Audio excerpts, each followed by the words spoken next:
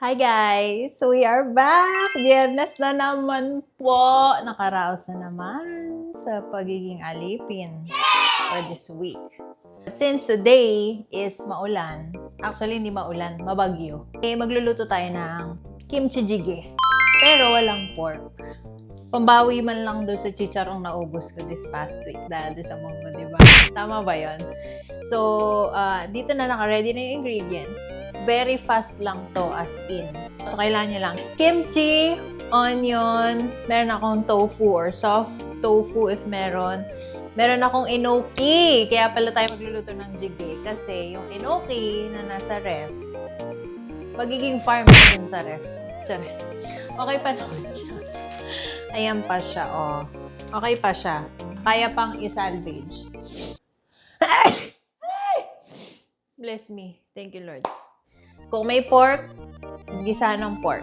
Pag walang pork, syempre, settle ko anong meron, di ba? Yan naman lagi ang goal natin. So, mag-i-apron na ako kasi gagalingan na natin eh. For the cookeries na naman tayo this Friday eh. Okay, let's go! So, pinapainit yung pan. Walang judger ayaw matanggal. 3 days kong binabad, di natanggal. Walang judger. Lalagyan natin ng oil. Yan. Pwede rin para tayo mag-add ng sesame seed. Sesame seed! Seed yan! Seed yan! Sesame. Ano to? Oil. Hirap na hirap yan siya. Ano ba nangyayari? Kung meron lang, kung walang sesame oil, it's okay. Can skip, okay? Medium heat. Ready na ang pamalo. Onion. Pag medyo translucent na, peelers. Pag medyo translucent na, ilalagay na natin yung kimchi. Ganun lang kadali. Ayan. So, nakalagay, chopped kimchi. No MSG. Hindi mo sure. Hindi tayo ang gumawa.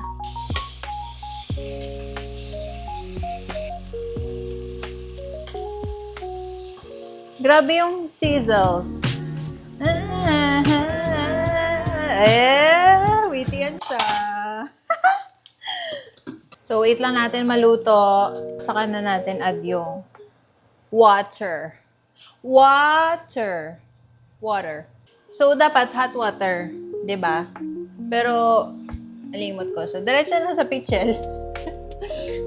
Lagyan natin ng water.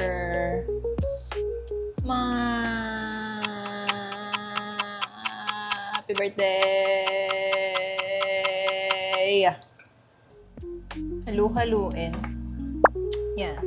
Male, samjang. So, lalaki siya, hindi siya babae ha. Male. Mga ganto. So, yung samjang, nagdadagdag siya ng konting tamis. Huh? Uy, yung sa mga Korean na nanonood, hala, filler siya! Kung may mga magagaling magluto dyan, huwag nyo nang i-judge ha. Kasi yung luto ko, pang-akin lang to eh. Nasa sa inyo na yan kung isasabahay nyo yan. Sasabahay! Mixeru. Mekus. Tatakpan. Okay, kumukulo na. Enoki. Hindi nakaka-aesthetic. Binagsak na lang niya yan.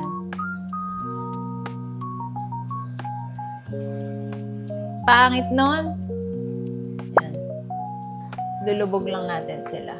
Tapos, yung soft tofu, dyan na natin siya igagano. Pak! Ganon! Lagyan natin ng sesame oil. Yan, nakuha din niya. Konti lang kasi malasa ang sesame oil. Tapos, ang masarap nito, manonood ka ng K-drama. Tapos, di ka maliligo. Ay! Joke lang. Maligo kayo ha. Maliligo everyday. Galing sa labas. So, next, yung tofu. Paano niya yan gagawin? Ayon! Ay!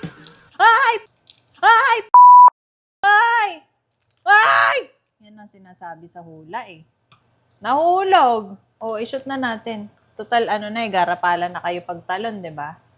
Lagi na lang talagang. O, yung mga nakaraan sinasabi, ba't ko na binuhos yung buong munggo? Sorry na, hindi ko man alam. O, diba? Learn from our mistakes. O, the next time, 1 cup lang. Kasi, wala, road to gout na eh. Hindi ko pa rin ubos yung munggo. munggo eh. Pero masarap. Masarap pa din. Nagluto ako ng pritong isda. Katerna nung monggi. Okay.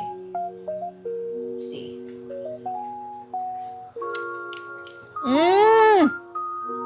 Uy, kasarap ba? Mga walang habas tong mga to. Dumayb. Okay. Papakuloyin na lang natin. Then, finish na. Magte-taste test na tayo.